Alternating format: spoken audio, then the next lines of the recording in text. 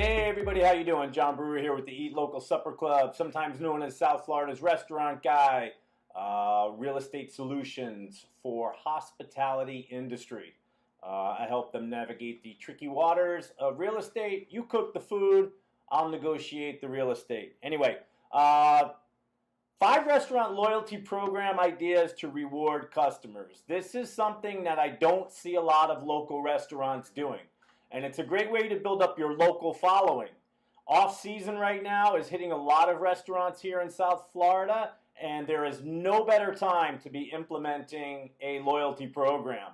This is a great way to build your engagement locally, and it's a great way to show your customers that you care about them. So, did you know that implementing a restaurant loyalty program is one of the best ways to incentivize repeat business? Hint, hint, locals.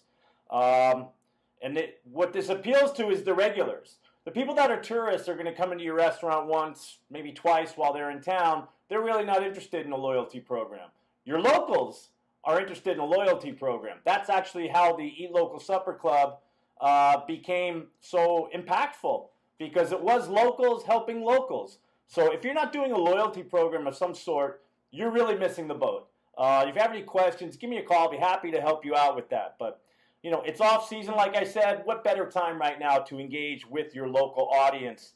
And the Supper Club is a great example of that. We were able to benefit on that because everybody was a local, because we're all stuck where we were in our homes, and raising awareness about third-party delivery, which we'll get into as well, and also curbside as an option was part of the education process for the locals. So benefits of a loyalty program.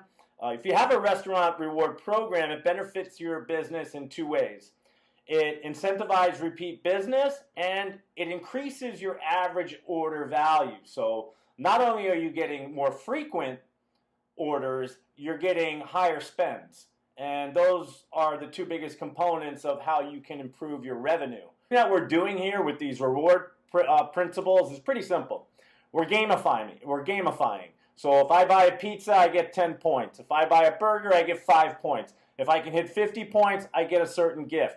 It's creating a game within the purchasing process. So when I'm going out, I'm not just dropping a credit card and paying for it or paying for a meal. I'm inspired to go to certain restaurants. They're not just spending money, but they're leveling up in a game. You know, it's like getting to the next level of Mario Brothers. It's getting to the next level. Well, if you're like me, you played the old-fashioned pinball. But, you know, winning that free game after you got 100,000 points, except now you're spending money to get those points. Check this stat out. According to Harvard Business Review, it costs 25 times the amount to acquire a new customer as it does to drive repeat business. So you've got all this low-hanging fruit sitting there, which is your local audience, your local people. You may see them every day. You know them on a first-name basis. That's all fine and good, building that goodwill. But if you can put a loyalty program on top of that, now they know, not just are you going to know their name, but they're going to have certain financial incentives to come into your restaurant. It doesn't have to be a lot. It just has to be a little something to show that you care. Because your customers are already familiar with and they like your restaurant, it's not an uphill battle to get them to come back. So that little incentive there can put them over the top when they're deciding between, do I want to go here or do I want to go there? Well, if I go here, I know that I've got 5 points or whatever, and I'm going to get a free drink, or I'm going to get a free beer, or I'm going to get a small dessert. Whatever it may be, those little incentives add up to a lot. So increasing order size.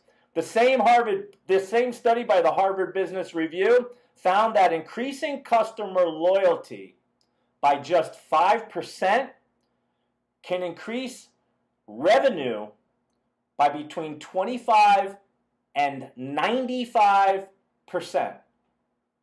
You ready? Let me say that again, because this blew my mind. Increasing customer loyalty by just 5%, that means getting those locals to come back one more time, can increase your revenue by between 25 to 95%. This is no joke, folks. I'm trying to teach the little guys how to play the big guy game. Points-based, item-based, subscription, promotional, and online. I know it's a little long, but I'm telling you it's going to be worth it. Points-based rewards. With a points-based loyalty program, customers earn a certain number of points for each dollar they spend or for simply visiting the restaurant. Remember the old punch cards? I know Tsunami Subs does that. You get a punch card. Every time you visit, they give you another one, and then you hit a certain amount, you get a free sandwich. And it's the small version of the sandwich. So that's the other thing. Think about your costs. Don't just come out and do something off the top. And there's also opportunity for fraud that you have to think about. But it's very little work to get a lot of return. So, and here's an example.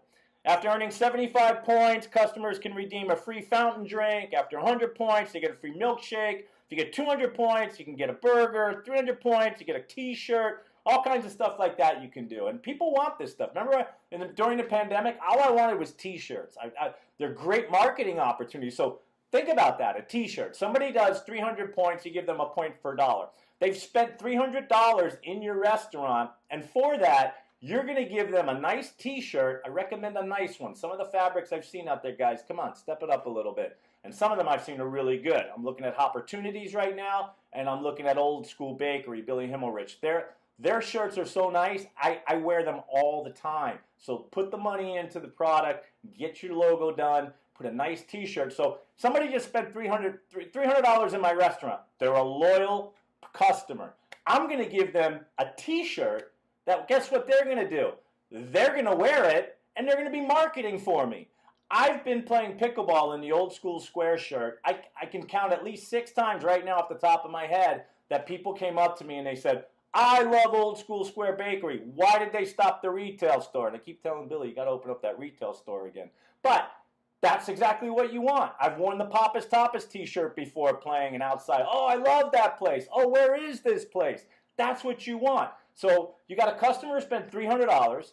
You're giving him a t-shirt. He's going to go out there and market, or she is going to go out there and market on your behalf. It's a win-win-win. These are the ways you guys need to be thinking right now.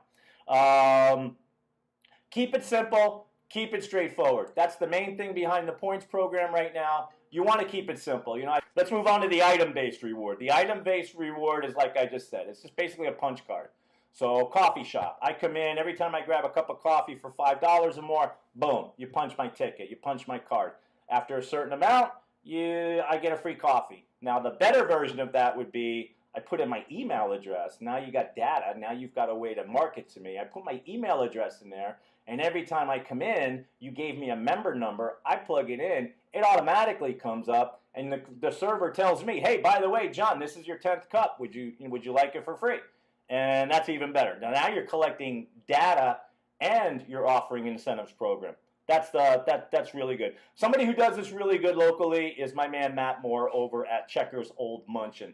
He's got the beer drinking tour, where basically, if you go in there, everybody who's part of this program that's achieved a level of basically drinking beer gets their steins up on the wall. They get their mugs on the wall. They get their own ceramic mug. They put it up there, and basically they're enshrined into his restaurant. Not only does it make a nice decor, but people take it very seriously. A t-shirt, whatever. That's what we're talking about here. Hey man, if you drink all of our beers, if you go through all of the beers that we carry, you become part of this Hall of Fame, if you will.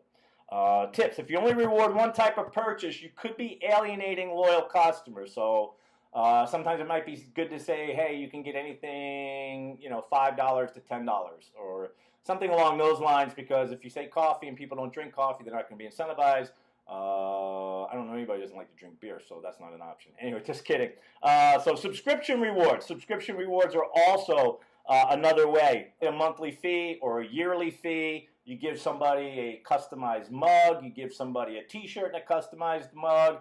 And basically that gives them the right to come in throughout that year or month and get as much coffee as they want or whatever. You can put parameters on that. Think about fraud on this one, because there are ways that people could hand the mug off to someone else or things like that where they can basically take advantage. The idea is the promotion should not cost more than the benefit.